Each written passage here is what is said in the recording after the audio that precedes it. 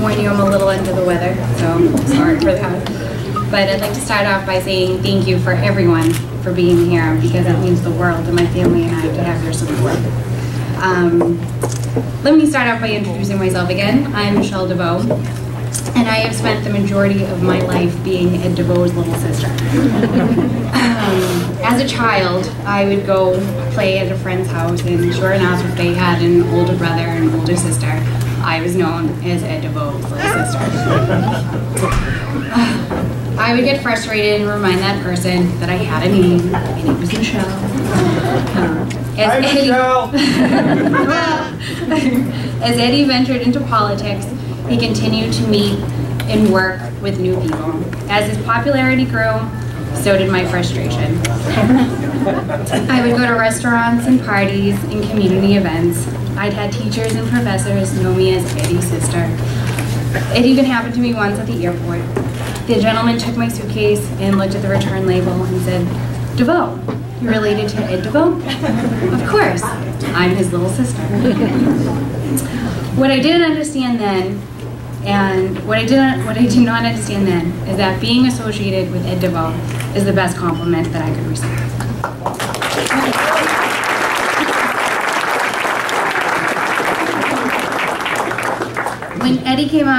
When Eddie asked me to come up and say a few words, I was honored and a little shocked, and because it was quite bold to hand me a microphone in a crowd. Eddie can tell you about his many accomplishments and his future plans for this great neighborhood of ours. But I can speak on behalf of Eddie's character, his love, his support, and his thoughtfulness. Even at a young age, Eddie took it upon himself to look after me, and he hasn't stopped. He's the type of guy who helped me with my homework and cooked me dinner when my parents worked nights. He's the type of guy who took the train every day so I could have his car to go to work and school because I couldn't afford my own. He's the type of guy who listens to all of my problems, and there's many. And he's the type of guy who's been bringing me chicken soup every day this week because I don't feel well. The truth for me is that everything seems a little less impossible when Eddie's around. He's always standing his ground, remaining calm, and always showing up when you need him there the most. Ed Deveau cares and wants to do great things for East Boston and for the people who live here. So please, a round of applause for my brother, my best friend, and my next state representative.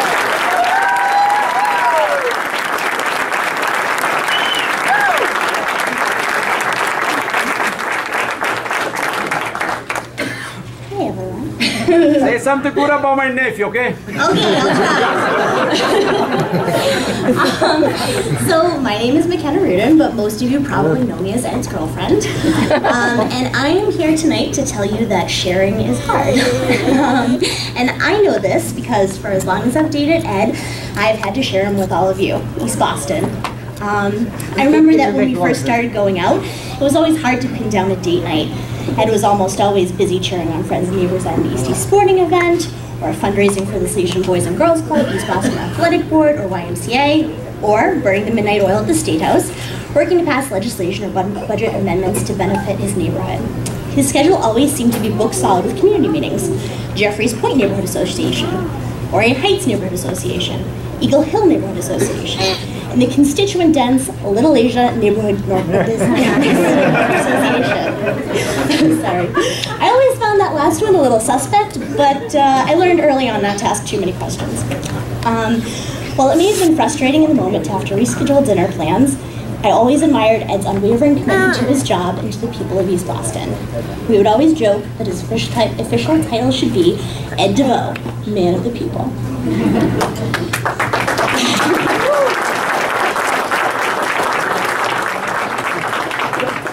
And when Ed left Senator Petroselli's office in 2013, after 13 years of devoted service, I selfishly thought, finally, just the two of us. I could not have been more wrong. Even though he no longer held an official capacity in Senator Petroselli's office, Ed continued to be a constant fixture at community meetings, sporting events, fundraisers, and board meetings. People would still sidle up to us during dinner arenas to ask Ed about current legislation, or flag him down while we were out walking our beloved dog, Archie, to inquire about the petition process to establish with resident-only parking on their street. It was around that time that I finally came to terms with what I had always known on some level. Ed Deveau was born to be a public servant, and whether or not he has a fancy title and business cards to prove it, he will always be one. It was never really a joke at all. He truly is Ed Deveau, man of the people. And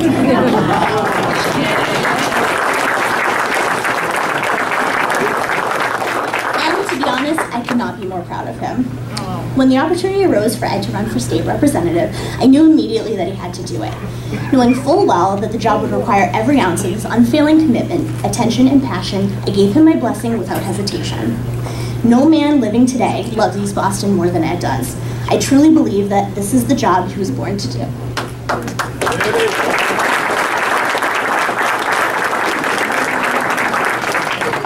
Over the past few weeks, I have had the honor and privilege to stand by Ed's side as he works tirelessly to reach out to each and every one of our neighbors to share his vision for East Boston's future. My heart bursts with pride each time I see someone's face change, when it finally clicks, when they know what I know. Ed Deveau is the only man for this job. It is with great pride that I introduce your next state representative, Ed Deveau.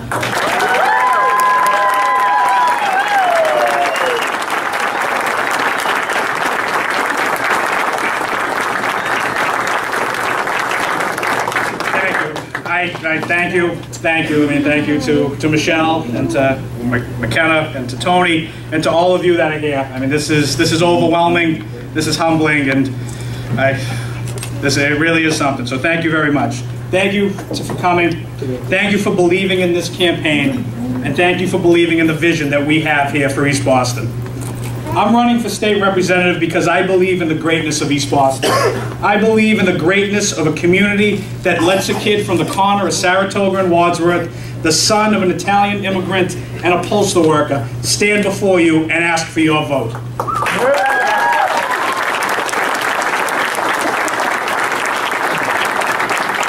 asking for your vote because I believe that public service is not an occupation, but a calling. I believe that giving back to a community that has given me so much is the right thing to do. When I was 7 years old, my younger brother Kenny passed away from cancer. His loss took an immeasurable toll on my family. But we rallied, and we rallied with the help of people like you in this room. And it's in this very room that we host a fundraiser for my brother Kenny every year in honor of him and for the Jimmy Fund.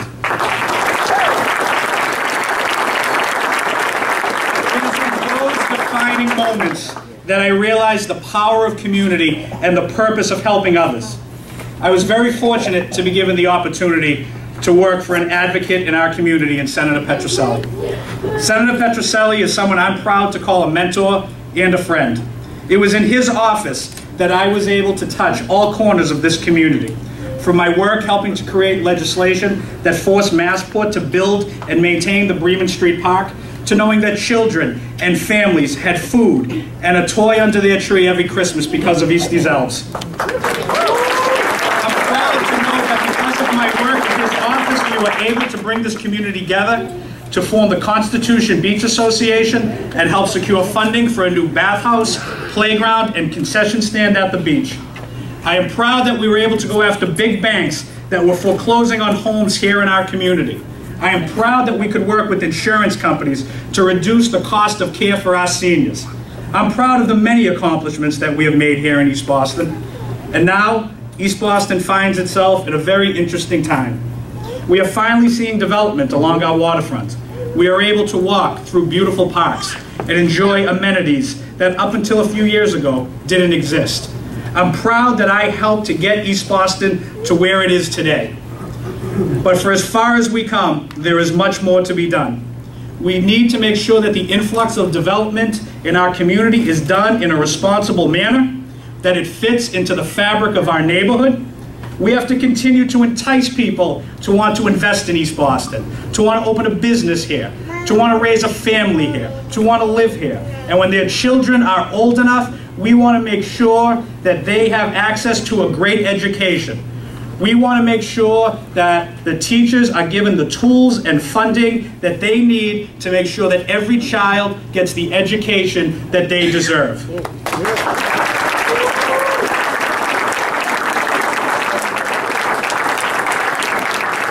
I spent 13 years working for the people of East Boston on Beacon Hill.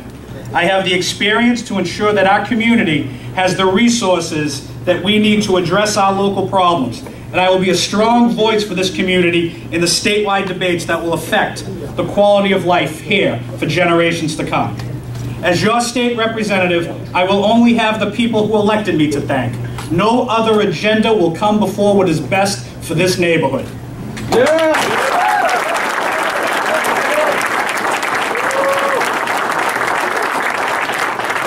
The next state representative will have big shoes to fill, not only for our community, but for the entire state. As chair on the Committee of Veterans Affairs, Carlo Basil put those who served our country first. Today, I am committing to you that I will ask the Speaker of the House to allow me to serve on that committee so I can continue to support our men and women in the armed services.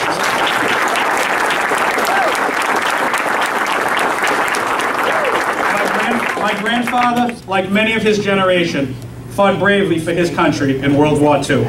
When he returned home, he served his community as a Boston firefighter.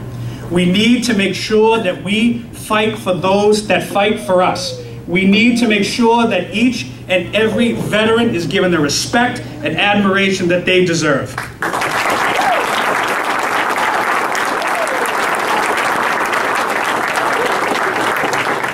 As I look across this room, I don't see anyone that has not been affected by addiction. As your state representative, I will advocate for funding for recovery programs and treatment facilities. We can no longer pretend that these things don't happen in our community. It's an issue that affects each and every one of us, and it has to stop.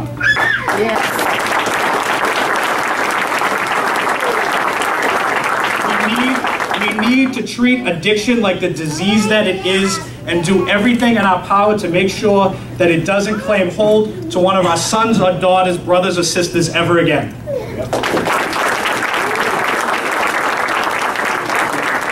We need to come together as a community. And whether you're originally from Condor Street, Connecticut, or Columbia, we are all neighbors. We are all in this together.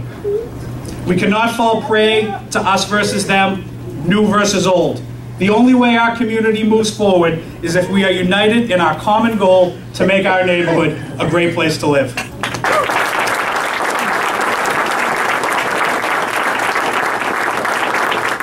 We need to make sure that our neighbors, no matter where they are from, have the same rights and opportunities that all of us have. We need to make sure that their piece of the American dream is available to them. I realize how fortunate I am to have been born in the United States. It's not something that I take for granted.